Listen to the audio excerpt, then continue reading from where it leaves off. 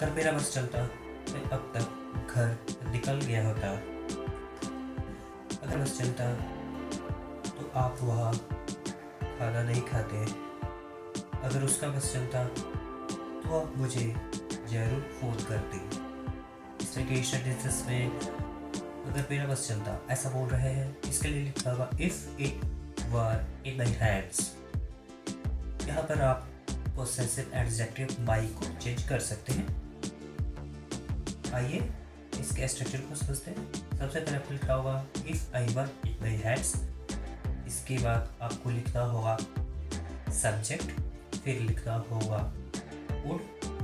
इसके बाद आपको लिखना होगा आगे के सेंटेंस, जो सेंटेंस आपको बोलना है। आइए इसको एग्जाम्पल से अच्छे से समझ लेते हैं। अगर मेरा बस चलता तो मैं अब तक घर निकल गया होता। If it were in my hands I would have left for home by now. अगर आपका बस चलता तो आप वहाँ खाना नहीं खाते। If it were in your hands you would not eat the food there. अगर उसका बस चलता तो वह मुझे जरूर फोन करती। If it were in her hands she would definitely call मी। अगर मेरा बस चलता तो मैं तुमसे मिलने आ जाता। If it were in my hands I would have come to meet you. अगर उसका बस चलता तो वह ऐसा नहीं करता।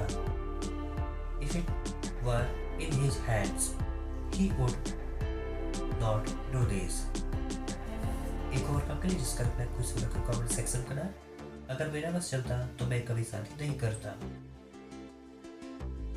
सच तो यह है कि वो एक बहुत अच्छा इंसान है।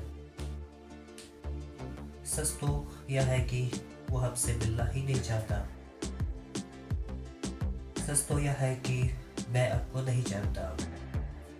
इस तरह के सेंटेंसेस में हम सच तो यह है कि ऐसा बोल रहे हैं। इसके लिए लिखना हुआ द फैक्ट।